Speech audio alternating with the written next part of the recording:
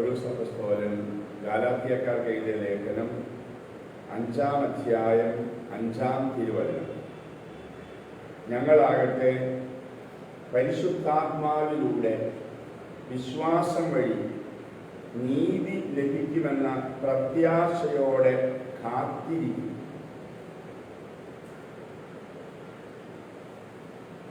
ഉയർപ്പ് കാലം വലിയൊരു കാത്തിരിപ്പിന്റെ കാലമാണ്. 50 ദിവസങ്ങൾ നീണ്ടു നിൽക്കുന്ന കാത്തിരിപ്പിന്റെ കാലം. അതിലേക്കാണ് ഈ തിരുവചനങ്ങൾ ആദ്യം തന്നെ എത്തിക്കുന്നത്. നമുക്ക് ലേഖനത്തിലെ ഒരു വചനമാണിത്.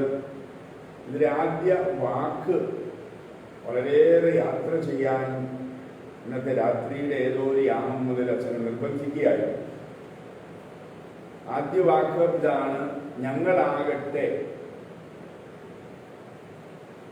ഞങ്ങളാകട്ടെ പരിശുദ്ധാത്മാവിലൂടെ വിശ്വാസം വഴി നീതി ലഭിക്കുന്ന പ്രത്യാശയോടെ കാത്തിരിക്കുന്നു. അതിൽ ഞങ്ങളാകട്ടെ എന്ന വാക്ക് വായിച്ചപ്പോൾ ആത്മാവ് അച്ഛനെ കൊണ്ടുപോയത് അപ്പസ്തോല പ്രവർത്തനങ്ങൾ 1-ാം അധ്യായത്തിലെ 5-ാം വചനത്തിലേക്കാണ്. അവിടെ പറയുന്നത് നിങ്ങളാകട്ടെ എന്നാണ്. നിങ്ങൾ അങ്ങനെ ഒരു വചനം ശ്രദ്ധിച്ചിട്ടുണ്ടോ എന്ന് അറിയില്ല. അപ്പസ്തോല പ്രവർത്തനങ്ങൾ 1-ാം അധ്യായം 5-ാം വചനം: എന്തെന്നാൽ യോഹന്നാൻ വെള്ളം കൊണ്ട് സ്നാനം നൽകി, നിങ്ങളാകട്ടെ ഏറെ താമസിയാതെ പരിശുദ്ധാത്മാവിനാൽ സ്നാനമേൽക്കും. ഇത് ആര് പറയുന്നതാണ് എന്നുകൂടി ഓർക്കുന്നത് നല്ലതാണ്. കർത്താവ് പറഞ്ഞ കാര്യങ്ങൾ ലൂക്കാ സുവിശേഷകൻ, അപ്പസ്തോല പ്രവർത്തനങ്ങളുടെ എഴുത്തുകാരൻ ലൂക്കായാണെന്നാണല്ലോ പറയുക.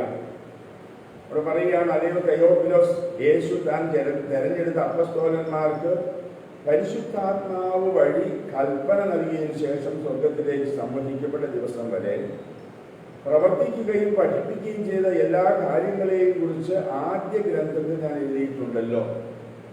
കൽപ്പന നൽകിയതിനു ശേഷം സ്വർഗത്തിലേക്ക് സംവദിക്കപ്പെട്ട ദിവസം വരെ, ഈ ദിവസങ്ങളിൽ അല്ലെ, പ്രവർത്തിക്കുകയും പഠിപ്പിക്കുകയും ചെയ്ത എല്ലാ കാര്യങ്ങളെയും കുറിച്ച് ആദ്യ ഗ്രന്ഥത്തിൽ ഞാൻ എഴുതിയിട്ടുണ്ടല്ലോ. ഇത് ലൂക്കായുടെ സുവിശേഷമാണ്, നമുക്കറിയാം. പീഡാനുഭവത്തിന് ശേഷം 40 ദിവസത്തേക്ക് യേശു അവരുടെ ഇടയിൽ പ്രത്യക്ഷനായി ദൈവരാജ്യത്തെക്കുറിച്ച് പഠിപ്പിച്ചു. അങ്ങനെ അവൻ അവർക്ക് വേണ്ടത്ര തെളിവുകൾ നൽകിക്കൊണ്ട് ജീവിക്കുന്നവനായി പ്രത്യക്ഷപ്പെട്ടു. ഈ കാലഘട്ടമൊക്കെ തെളിവ് അന്വേഷിക്കുന്ന കാലമല്ലേ, എല്ലാത്തിനും തെളിവ്. ഇന്നലെ അച്ഛന്മാരുടെ മാസധ്യാനമായിരുന്നു. മാസധ്യാനത്തിൽ ഏറ്റവും കൂടുതൽ അച്ഛൻ ധ്യാനിക്കാനിടയായത് അവിടെ ചെന്നപ്പോൾ വർത്തമാനം പറഞ്ഞ കൂട്ടത്തിൽ കേട്ട ഒരു കാര്യത്തെക്കുറിച്ചാണ്.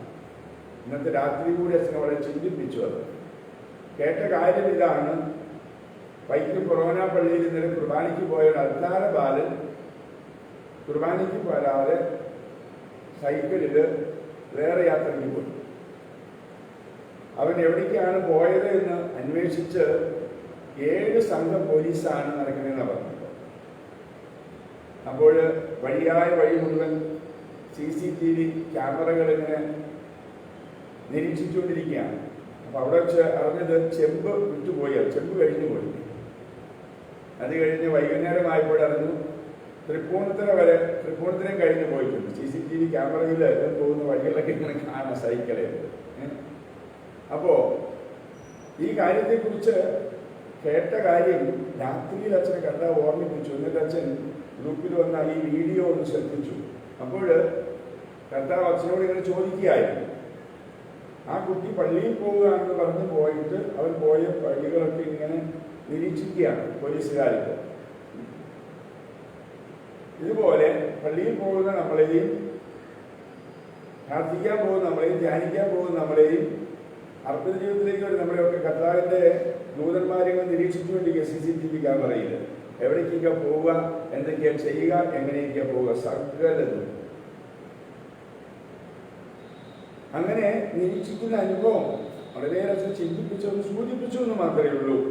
പ്രിയപ്പെട്ടവരെ, കർത്താവ് വേണ്ടത്ര തെളിവുകൾ നൽകിക്കൊണ്ട് 40 ദിവസം അവരുടെ മുമ്പിൽ പ്രത്യക്ഷപ്പെട്ടു. കാരണം തെളിവില്ലാതെ നമ്മുടെ പിതാവായ മാർത്തോമാ ശ്ലീഹ പോലും വിശ്വസിക്കില്ല. ഈ കാലഘട്ടം അങ്ങനെയല്ലേ.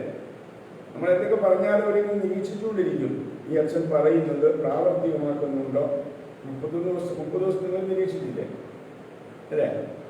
അച്ഛനെ നിരീക്ഷിക്കാനില്ലേ? 30 ദിവസം കഴിഞ്ഞപ്പോ ശരിയല്ലേ? അല്ലേ? സമ്മതിക്കുന്നില്ല. അപ്പോ ഇങ്ങനെ വേണ്ടത്ര തെളിവുകൾ നൽകിക്കൊണ്ട് അവൻ ജീവിക്കുന്നവനായി പ്രത്യക്ഷപ്പെട്ടു. ഈശോയെ കുറിച്ച് പറയുകയാണ്. അവൻ അവരോടൊപ്പം ഭക്ഷണത്തിലിരിക്കുമ്പോൾ കൽപ്പിച്ചു, നിങ്ങൾ ജെറൂസലം വിട്ടുപോകരുത്. ഇതാണ് പറഞ്ഞത്, നിങ്ങൾ ജെറൂസലം വിട്ടുപോകരുത്. എന്നിട്ടും അവര് രണ്ടുപേരും എമ്മാവൂസിലേക്ക് പോയില്ലേ? ദൈവത്തെ സ്നേഹിക്കുന്നവർക്ക്, അവിടുത്തെ 10 ജനത്തിൽ വിളിക്കപ്പെട്ടവർക്ക് അവിടുന്ന് സകലതും നന്മയ്ക്കായി പരിഗണിപ്പിക്കുന്നു. നമുക്കറിയാമല്ലോ. അത് ദൈവം നന്മയ്ക്കായിട്ട് പരിഗണിപ്പിച്ചു. അവരുടെയും കൂടി സാക്ഷ്യം, ജെറൂസലം വിട്ടുപോയ ഈ ശിഷ്യന്മാരുടെയും കൂടി സാക്ഷ്യം ഇവർക്ക് നൽകി. എന്നിട്ടും അവർ വിശ്വസിക്കുന്നില്ല. അപ്പൊ നമ്മുടെ വിശ്വാസപരമായ തലങ്ങളെ കുറിച്ചൊക്കെ അതിനുള്ള തെളിവുകളൊക്കെ ഉണ്ടെന്ന് പറയുക, നീതീകരണം കണ്ടെത്താനായിട്ട്. അപ്പോൾ ജെറൂസലം വിട്ടുപോകരുത്, എന്നിൽ നിന്ന് നിങ്ങൾ കേട്ട പിതാവിന്റെ വാഗ്ദാനം കാത്തിരിക്കുവിൻ. ഈ കാത്തിരിപ്പിന്റെ ഗൗരവം, അതിന്റെ വിശദാംശങ്ങളും അതിന്റെ രഹസ്യങ്ങളും ഒക്കെ പറയാൻ വേണ്ടിയാണ് ഈശോ മിശിഹായുടെ വാഗ്ദാനങ്ങൾക്ക് ഞങ്ങൾ യോഗ്യരാകുവാൻ എന്ന് പറയുമ്പോൾ പ്രാർത്ഥിക്കുന്നുണ്ട് അല്ലേ? അത് കഴിയുമ്പോൾ പറയുന്നത് എന്താണ്? ഞങ്ങൾക്ക് ഇതൊന്നും എളുപ്പമുള്ള കാര്യമില്ല, അതുകൊണ്ട് മാറാതെ അമ്മ ഞങ്ങൾക്ക് വേണ്ടി പ്രാർത്ഥിച്ചേരെ. നമുക്ക് പ്രാർത്ഥിക്കാൻ നേരമില്ലാത്തതുകൊണ്ട് നമ്മൾ വിശുദ്ധന്മാരോട് പറയും, നിങ്ങൾ പ്രാർത്ഥിച്ചേരെ. ഞങ്ങൾക്ക് പ്രാർത്ഥിക്കാൻ സമയമില്ല, കാരണം പലവിധ കാര്യങ്ങൾ ചെയ്തു തീർക്കാനുണ്ട് അല്ലേ? അപ്പോ അമ്മ ഞങ്ങൾക്ക് വേണ്ടി പ്രാർത്ഥിക്കുക. ഈ വാഗ്ദാനം, കാരണം അമ്മയ്ക്കാണ് ഈ വാഗ്ദാനം പൂർത്തീകരിക്കുന്നത് എങ്ങനെയാണെന്ന് മനസ്സിലാക്കാനുള്ള വലിയ കൃപ കിട്ടിയത്.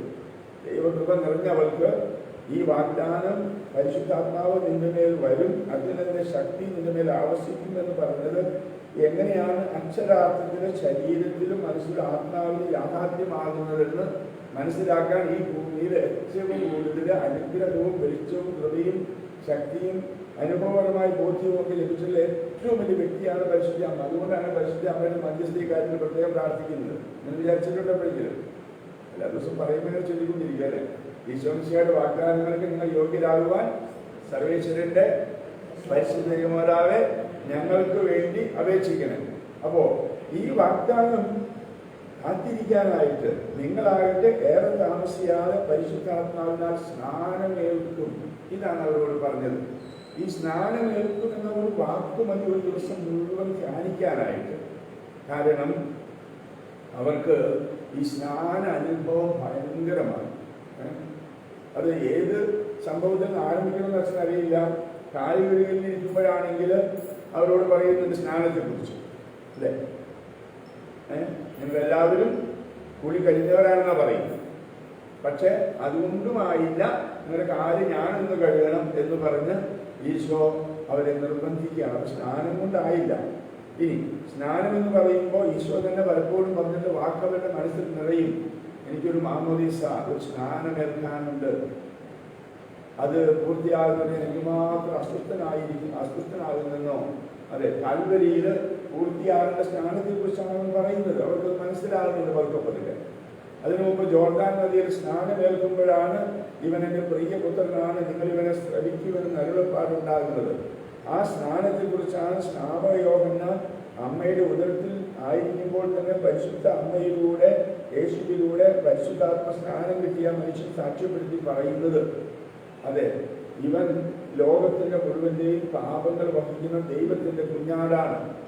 അപ്പസ്തോലനായ പൗലോസ് ഈ യഹൂദരുടെ പുറപ്പാട് യാത്രയിലെ സ്നാനത്തെ കുറിച്ചൊക്കെ പറയുന്നത്. അവർ അഗ്നിയിൽ സ്നാനമേറ്റു, പരിശുദ്ധാത്മാവിൽ സ്നാനമേൽക്കണം എന്നെല്ലാം ഇസ്രായേൽ ജനത്തിന്റെ യാത്രയോട് ബന്ധപ്പെടുത്തിയൊക്കെ പറയുന്നുണ്ട്.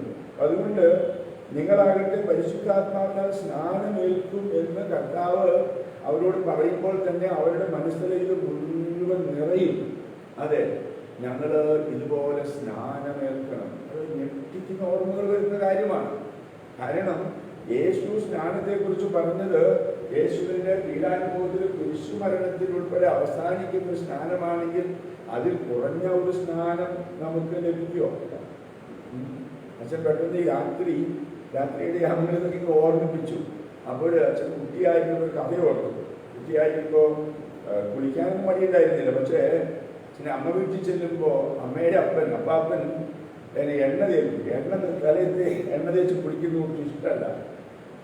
അപ്പാപ്പൻ പിടിച്ചു വലിച്ച് നിർബന്ധിച്ച് അമ്മയ്ക്ക് സപ്പോർട്ട് അതാണ്. അപ്പം അതുകൊണ്ട് പിടിച്ചു നിർത്തി തലയിൽ എണ്ണ കോരി ഒഴിക്കും. നമുക്ക് ആകെ ആയുഷവും വിഷമൊക്കെ വരും. ഈ കാര്യം ഉൾപ്പെടുന്ന രാത്രി അച്ഛനെ കർത്താവ് ഓർമ്മിപ്പിച്ചു എന്ന് പറഞ്ഞു കഴിഞ്ഞാൽ എന്താണ്? എന്നിട്ട് ലൂക്ക 10:25-37 ഈ മുറിവേറ്റവന്റെ മുറിവുകളില് എണ്ണയും വീഞ്ഞും പകർന്ന കഥ ഓർമ്മിപ്പിക്കുകയാണ്. എന്നിട്ട് പറയാണ്, മോനെ ഇതുപോലെ നീ പണ്ട് നിനക്ക് ഈ എണ്ണ തലയിൽ തേക്കുന്നത് പോലും മടിയായിരുന്നില്ലേ?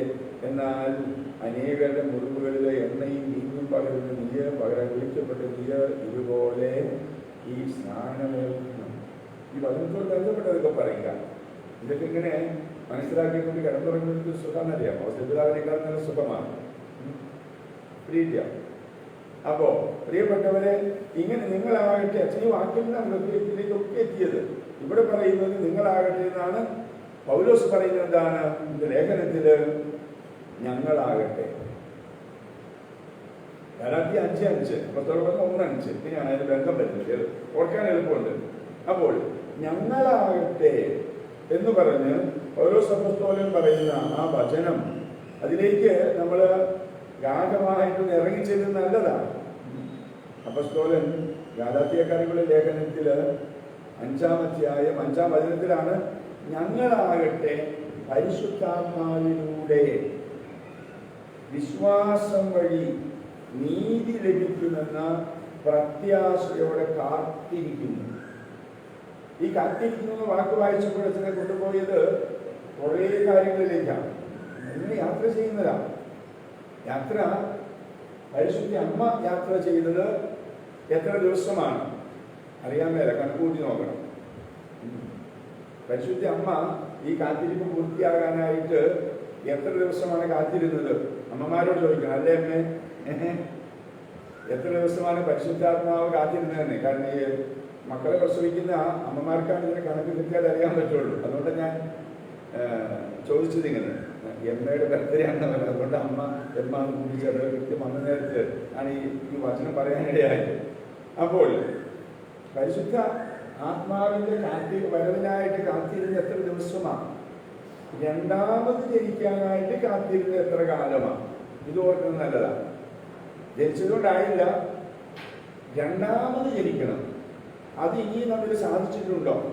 അതിന് പറഞ്ഞതുപോലെ എണ്ണ തേക്കണം. മനസ്സിലായോ? ആകെ തണുക്കണം. ഈ ചൂടൻ പ്രകൃതി പല പ്രത്യേകതകളില്ലേ?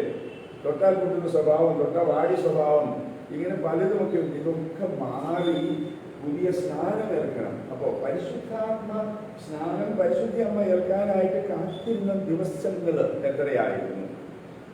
അപ്പോസ്തലന്മാർ കാത്തിരുന്ന ദിവസങ്ങൾ എത്രയായിരുന്നു? ഇത് പറഞ്ഞിട്ട് അച്ഛനെ കൊണ്ടുപോയത് അബ്രാഹവും സാറായും കാത്തിരുന്ന അവസ്ഥയാണ്. 90 എത്തിയ സാറ എത്ര ദിവസമാണ്, എത്ര നാളെ കാത്തിരുന്നത്? 90 എത്തുന്നതിന് മുമ്പുള്ള കാലഘട്ടം എത്ര കൊല്ലം കാത്തിരുന്നതാണ് മദറമ്മയോട് എനിക്ക് ചോദിക്കാൻ പറ്റില്ല. എങ്ങനെ എത്ര വർഷം കാത്തിരുന്നതാണ്? 70 വർഷം വരെ. വാഗ്ദാനം കിട്ടിയ ശേഷം വാഗ്ദാനം പൂർത്തീകരണത്തിനായിട്ട് കാത്തിരുന്നത്. എനിക്കൊരു പുത്രൻ ജനിക്കുമെന്ന് പറഞ്ഞിട്ട് അബ്രാഹത്തോട് പറഞ്ഞിട്ട് അതിനുവേണ്ടി കാത്തിരുന്നത് 24 കൊല്ലമാണ്. 24 കൊല്ലം പരിശുദ്ധ അമ്മ കാത്തിരുന്നത് എത്ര ദിവസമാണ് നോക്കുക? അപ്പോസ്തലന്മാർ കാത്തിരുന്നത് 50 ദിവസമാണ്. എന്നാൽ ഈ ഞങ്ങളാകട്ടെ എന്ന് പറയുന്ന പൗലോസ് കാത്തിരുന്നതോ എത്ര കാലമാണ്? അറിയാൻ പറ്റുമോ ഉത്തരം? ഹലോ സ്മാർട്ട് കുട്ടി, എത്ര നാളെ കാത്തിരുന്നേ? 3 ദിവസം. മനസ്സിലായോ? എന്നെ പറഞ്ഞു വരിക. അപ്പോ നമ്മുടെ ജീവിതത്തിൽ ഈ കാത്തിരിപ്പ് 3 ദിവസം പോലും വേണ്ട. മനസ്സ് വെച്ചാൽ 1 നിമിഷം മതി.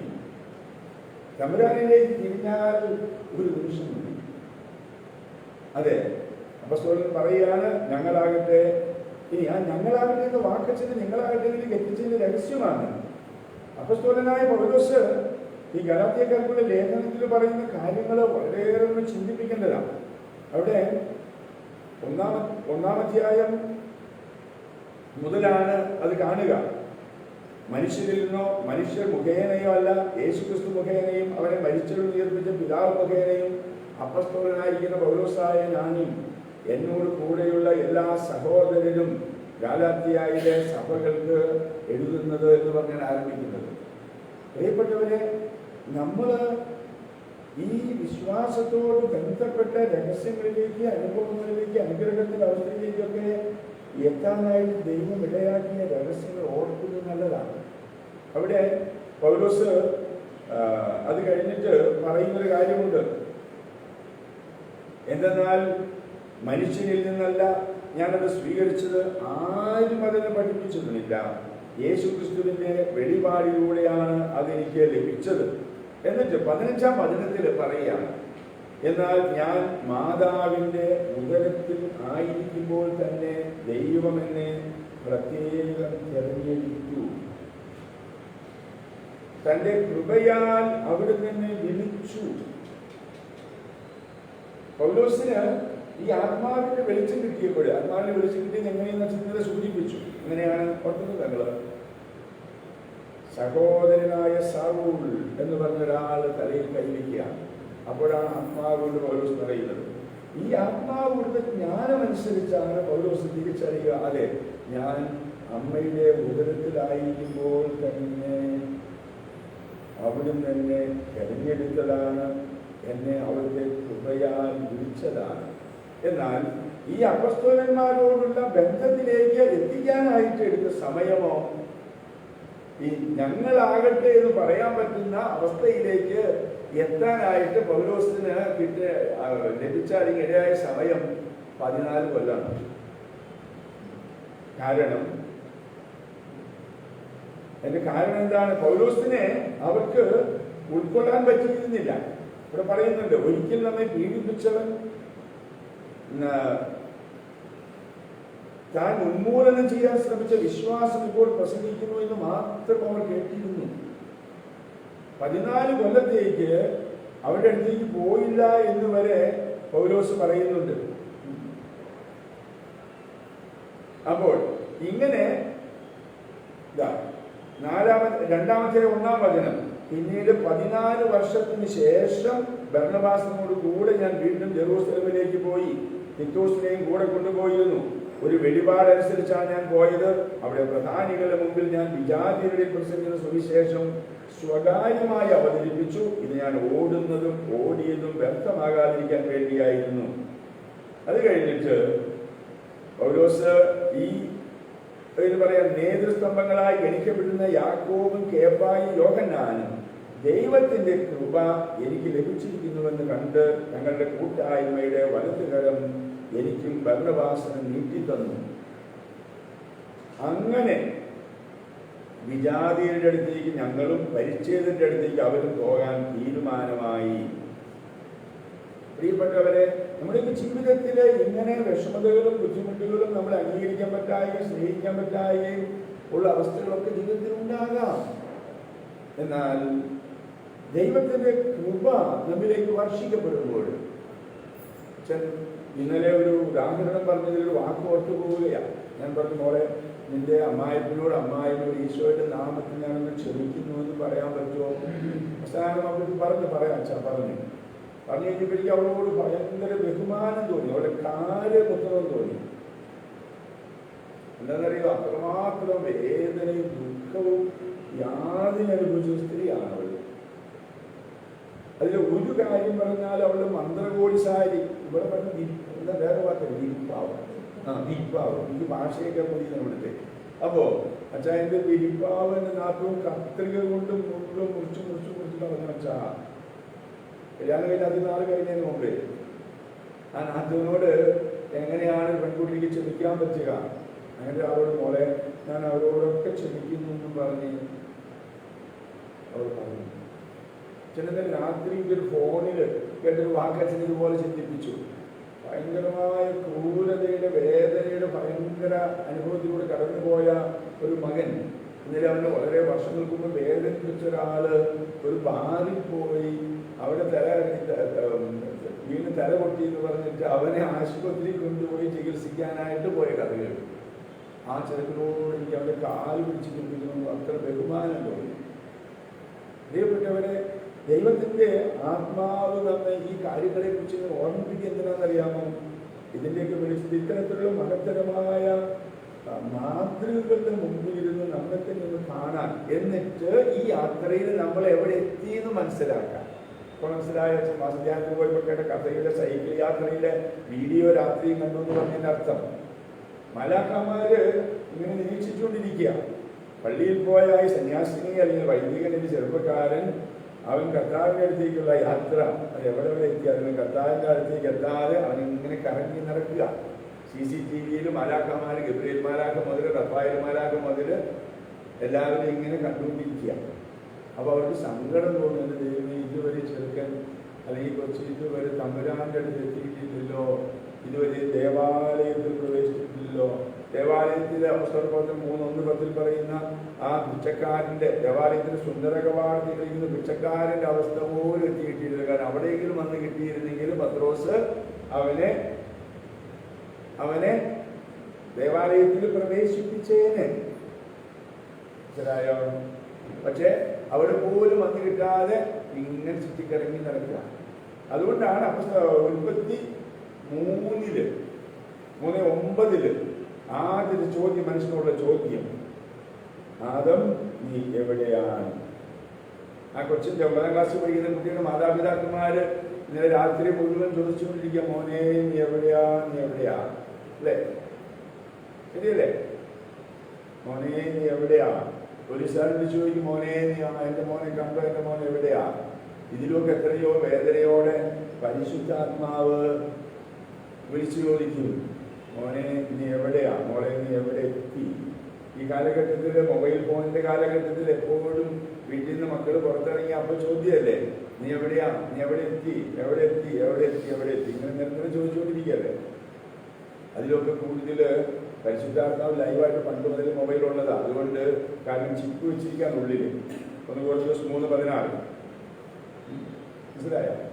1 കൊരിന്ത്യർ 3:16 നിങ്ങൾ ദൈവത്തിന്റെ ആലയമാണ്, ദൈവാത്മാവ് നിങ്ങളിൽ വസിക്കുന്നു, നിങ്ങൾ അറിയുന്നില്ലേ? അപ്പൊ അതുകൊണ്ട് എവിടെ പോയാലും അറിയാം, എവിടെ പോയാലും അതിൽ നിന്ന് മാറി നിൽക്കാൻ പറ്റില്ല. അപ്പോ നീ എവിടെയാണ്, നീ എവിടെ എത്തി, എന്താണ് നിന്റെ അവസ്ഥ ചോദിക്കുക. അപ്പൊ പൗലോസിനെ ഈ ട്രാക്കിലേക്ക്, ഈ ബന്ധത്തിലേക്ക് 14 വർഷങ്ങൾക്ക് ശേഷം എത്തിച്ച അനുഭവമുള്ള പൗലോസാണ് പറയുന്നത്, ഞങ്ങളാകട്ടെ. ഇതാണ് വിശദീകരിക്കാൻ ശ്രമിച്ചത്. ഇന്നത്തെ ലേഖനത്തിലെ ഒരു വാചകത്തിലെ ആദ്യ വാക്ക് നിങ്ങളാകട്ടെ, ഞങ്ങളാകട്ടെ. ഞങ്ങളാകട്ടെ എന്ന് പൗലോസ് പറയുകയാണ്. പൗലോസ് അപ്പോസ്തലന്മാരെ മുഴുവനെയും ചേർത്ത് പിടിച്ചിട്ട് പറയുകയാണ്, ഞങ്ങളാകട്ടെ പരിശുദ്ധാത്മാവിലൂടെ വിശ്വാസം വഴി നീതി ലഭിക്കുമെന്ന പ്രത്യാശയോടെ കാത്തിരിക്കുന്നു. എന്താണ് കാത്തിരിപ്പ്? അതിലൂടെ റോമ 14:17 എത്തുന്നു. സ്വർഗരാജ്യമെന്നാൽ, ദൈവരാജ്യമെന്നാൽ ഭക്ഷണവും പാനീയവുമല്ല, പ്രത്യുത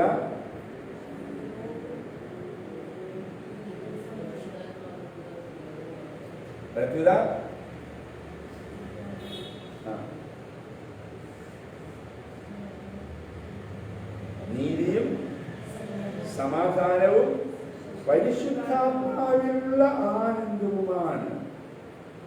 പരിശുദ്ധാത്മാവിലുള്ള ആനന്ദം, പരിശുദ്ധാത്മാവിലൂടെ ലഭിക്കുന്ന ആനന്ദം, പരിശുദ്ധാത്മാവിലുള്ള ആനന്ദം. പൗലോസ് അപ്പോസ്തലന്റെ ആ ദൈവശാസ്ത്രത്തില് പണ്ട് പഠിച്ചു നോക്കുന്ന ഒരു വാക്കുണ്ട്, എൻ ക്രിസ്തോസ്, ഇൻ ക്രൈസ്റ്റ്. ക്രിസ്തുവിലുള്ള സന്തോഷം, ക്രിസ്തുവിനോട് കൂടെയുള്ള സന്തോഷം എന്ന് പറഞ്ഞതുപോലെ പരിശുദ്ധാത്മാവിലുള്ള സന്തോഷം, പരിശുദ്ധാത്മാവിലൂടെ ലഭിക്കുന്ന നീതി, ആ വിശ്വാസത്തോടെ, ആ പ്രത്യാശയോടെ കാത്തിരിക്കുകയാണ്. ഈ കാത്തിരിപ്പിന്റെ പൂർണ്ണത ഓരോ ജനത്തിലെയും ബലിയിൽ കർത്താവ് നമുക്ക് നൽകുകയാണ്. ഇന്ന് ബലി അർപ്പിക്കാൻ ഒരുങ്ങുമ്പോൾ കർത്താവ് ഞങ്ങളിലേക്ക് അങ്ങയുടെ കൃപകളെ, അങ്ങയുടെ അനുഗ്രഹങ്ങളെ, ഒരു വചനത്തിലെങ്കിലും പൊരുൾ ഗ്രഹിക്കാനുള്ള കൃപകളെ ഞങ്ങൾക്ക് നൽകി ഞങ്ങളെ അനുഗ്രഹിക്കുമെന്ന് പ്രാർത്ഥിച്ചുകൊണ്ട് നമുക്ക് ബലി അർപ്പിക്കാം.